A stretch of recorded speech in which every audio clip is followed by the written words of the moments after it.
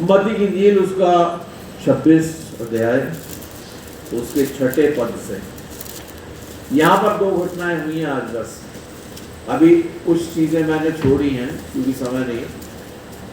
जब यीशु बैतनिया में शमौन कोढ़ी के घर में था तो एक स्त्री संगमरमर के पात्र में बहुमूल्य इत्र लेकर उसके पास आई, और जब वो भोजन करने बैठा था तो उसके सिर पर उंडेल दिया। ये देखकर उसके चेले रिसियाए और कहने लगे, इसका क्यों सत्यानाश किया गया? इसे तो अच्छे दाम पर बेचकर कंगालों को बांटा जा सकता था। ये जानकर यीशु ने उनसे कहा, स्त्री को क्यों सताते हो? उसने मेरे साथ भलाई की है। कंगाल तो तुम्हारे साथ सदा रहते हैं, परंतु मैं तुम्हारे साथ सदैव ना रहूंगा। उसने मेरी देह पर जो ये इत्र उंडेला है वो मेरे गाढ़े जाने के लिए किया है। हालेलुया। मैं तुमसे सच सच कहता हूं कि सारे जगत में जहां कहीं ये सुसमाचार प्रचार किया जाएगा, वहां उसके इस काम का भी वर्णन भी उसके स्मरण में किया जाएगा।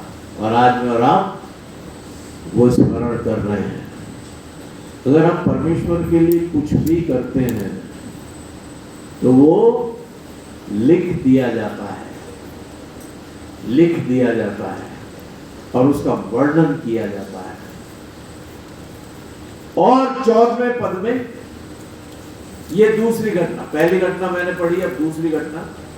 तब यहूदा इस्करियोती ने, जो 12 चेलों में से एक था, प्रधान याजकों के पास जाकर कहा, यदि मैं उसे तुम्हारे हाथ पकड़वा दूं तो मुझे क्या दोगे? Commission agent. यदि मैं उसे तुम्हारे हाथ पकड़वा दूं तो मुझे क्या दोगे?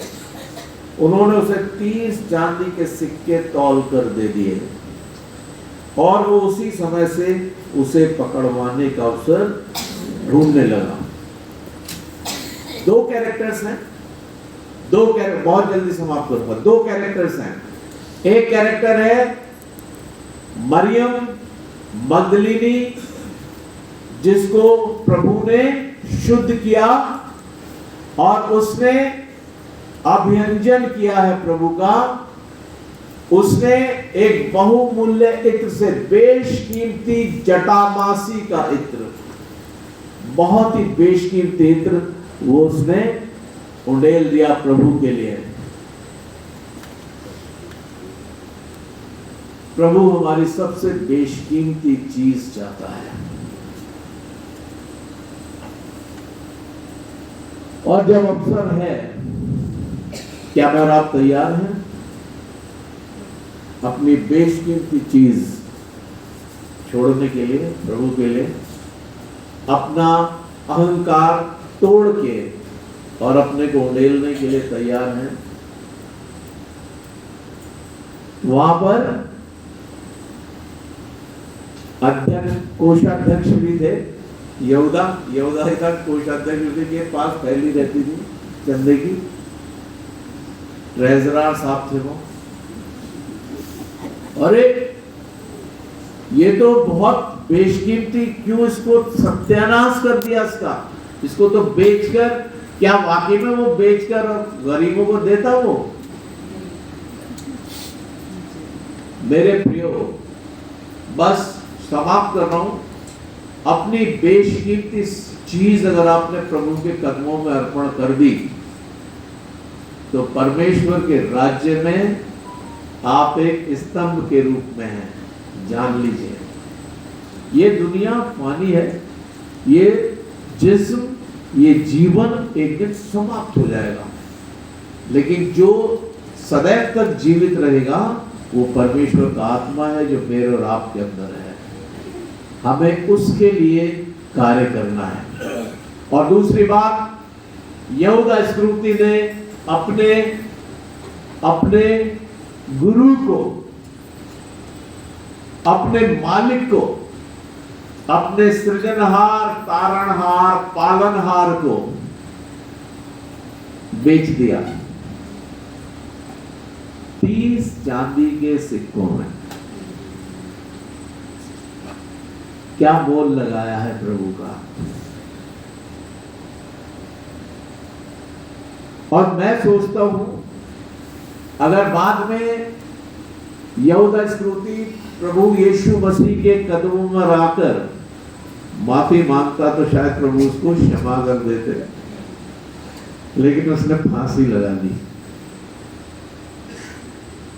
मैं और आप इन दो तस्वीरों में कहां पर हैं? आज की शाम आपके लिए मेरा ये प्रश्न है, क्या मैं और आप अपना बेशकीमती जटामासी का इत्र, अपनी बेशकीमती चीज, अपना हृदय परमेश्वर के सामने अर्पण करने के लिए तैयार हैं?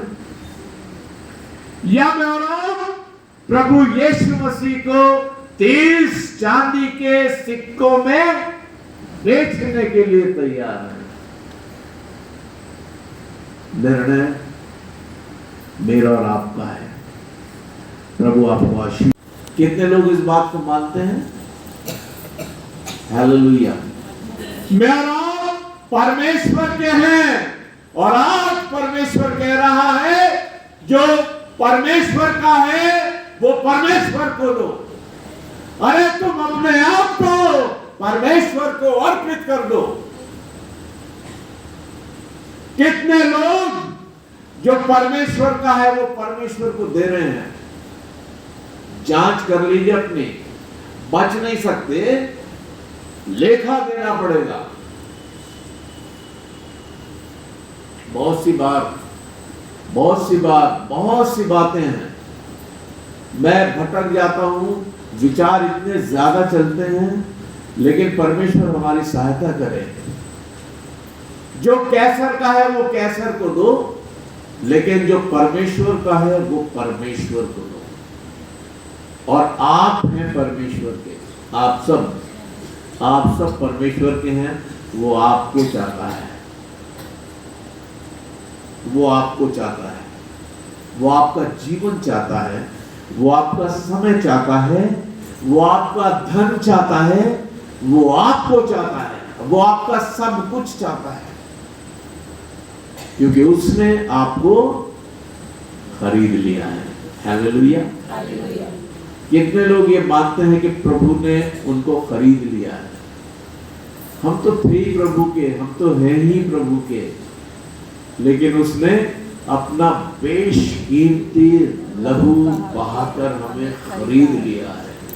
हम अपने नहीं हैं, किसी भूल में मत रहिएगा।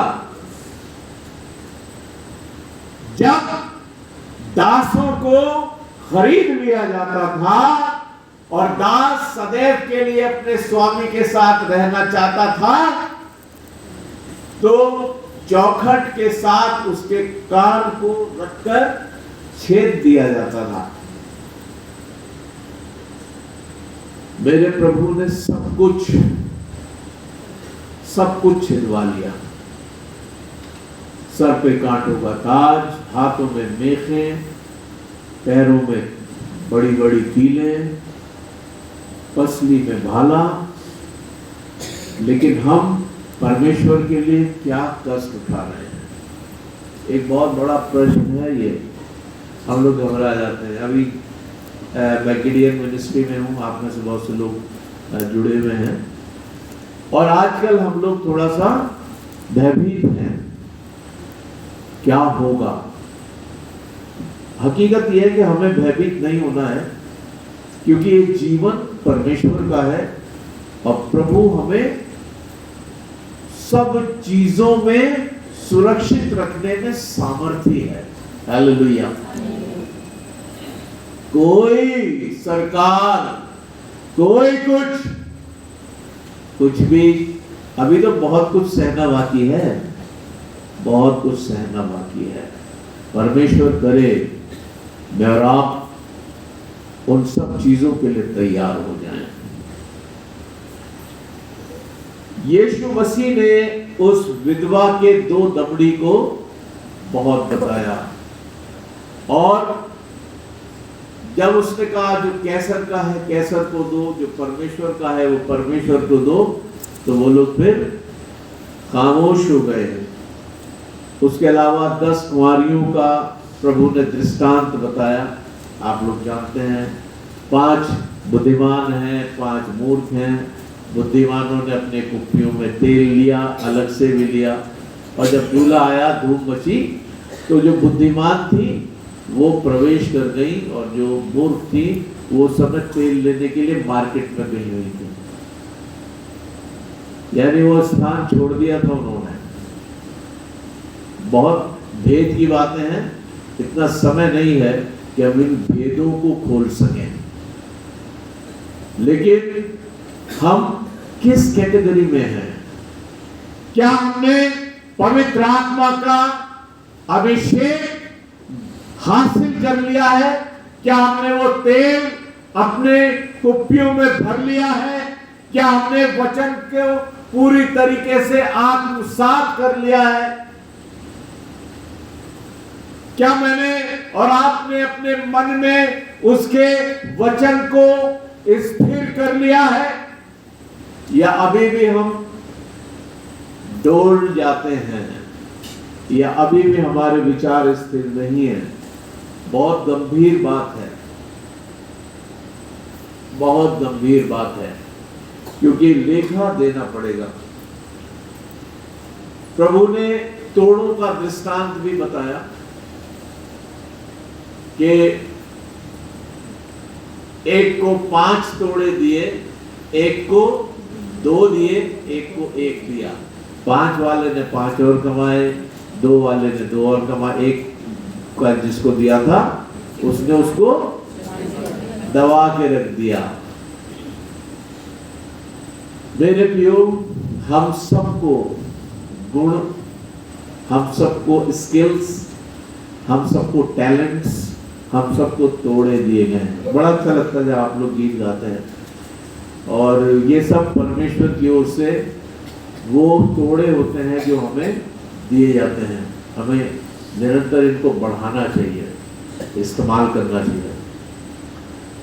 और एक ने दबा दिया कि मुझे डर था कि बहुत क्रोध करता है, और इसलिए मैंने उस तोड़े को दबा दिया, ये तेरा ये है। उसको क्या कहा प्रभु ने? निकम्मे और दुष्ट दास। निकम्मा और दुष्ट, इसको बाहर डाल दो, जहां रोना और दांतों का पीसना है। अनंत आग में डाल दो इसको। और बाकी जिन्होंने उसको बढ़ाया, उन्होंने कहा, हे मेरे अच्छे और धर्मी दास, तू मेरे साथ आनंद कर। बहुत सी चीजों का वारिस बनाया। जिसके पास है उसको और दिया जाएगा, और उसके पास और हो जाएगा, और जिसके पास नहीं है उससे वो भी ले लिया जाएगा जो उसके पास है, और उसको दे दिया जाएगा जिसके पास बहुत है। मेरे प्रियो, ये सब बहुत गंभीर बातें हैं, लेकिन मैं और आप शायद चिंतन नहीं कर पाते हैं। करते भी हैं तो फिर और जिंदगी की बहुत सी झंझटों में फंस जाते हैं, भूल जाते हैं चीजों को। जजमेंट के दिन के बारे में प्रभु ने बताया,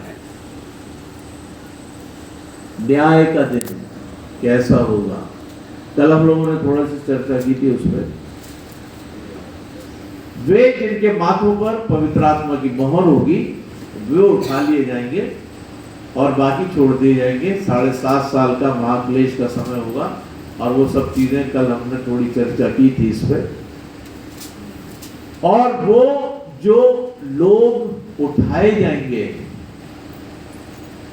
वो थोड़ी देर के लिए एक हम चिंतन करना चाहते हैं। बहुत शीघ्रता से मैं समाप्त कर रहा हूं, मैं घड़ी को लगातार देख रहा हूं, क्योंकि मेथोडिस्ट में 1 घंटे में खत्म करना चाहिए। कन्वेंशन थोड़ी है जो लगातार आप बोलते जा रहे हो। मेरे प्रियो, एक रेलगाड़ी जा रही है, उसमें 2500 लोग बैठे हैं, या 3000, ज्यादा भी होते हैं तो बड़ी गाड़ियां भी होती हैं। और उसके ड्राइवर कि माथे पर पवित्र आत्मा की मोहर है। जब परमेश्वर का आना होगा, प्रभु यीशु मसीह का, तो फरिश्ते तो एकदम उठाएंगे, जिसके मोहर है उसे उठा लिया जाएगा। तो ड्राइवर उठा लिया गया, अब गाड़ी बिना ड्राइवर के चल रही है। बहुत तबाही होने वाली है। एक एरोप्लेन का पायलट है, वो बोइंग 747 लेके जा रहा है, उसमें 350 यात्री हैं और उसके माथे पर पवित्र आत्मा की मोहर है, ले लिया जाएगा। अब उसके बाद बोइंग ऑटोपोर्ट में कितना चलेगा पता नहीं। बहुत बहुत कुछ होने जा रहा है। दो जने एक साथ सो रहे होंगे, एक ले लिया जाएगा, एक छोड़ दिया जाएगा। दो स्त्रियां चक्की पीस रही होंगी, एक ले ली जाएगी, एक छोड़ दी जाएगी। दो जने खेत में काम कर रहे होंगे, एक ले लिया जाएगा, एक छोड़ दिया जाएगा। सोया रात में जाता है, हल दिन में चलाया जाता है, चक्की दिन में पीसी जाती है। यानी कहीं रात होगी, कहीं दिन होगा। पूरे ग्लोब से लोग उठ जाएंगे। इसको रैप्चर कहते हैं। कितने लोग विश्वास करते हैं रैप्चर होगा? Hallelujah, thank you. आजकल कुछ लोग हैं जो विश्वास नहीं करते कि रैप्चर होगा। कुछ लोग ये कहते हैं कि प्रभु यीशु मसीह आ चुके हैं और वो फलाने स्थान में हैं। अंत के समय में बहुत कुछ होगा। इतना समय नहीं कि मैं ये सब चीजें मैंने लिखा है सब कुछ, लेकिन मैं उस 2 बातों पर आ रहा हूं, उसके बाद समाप्त करूंगा।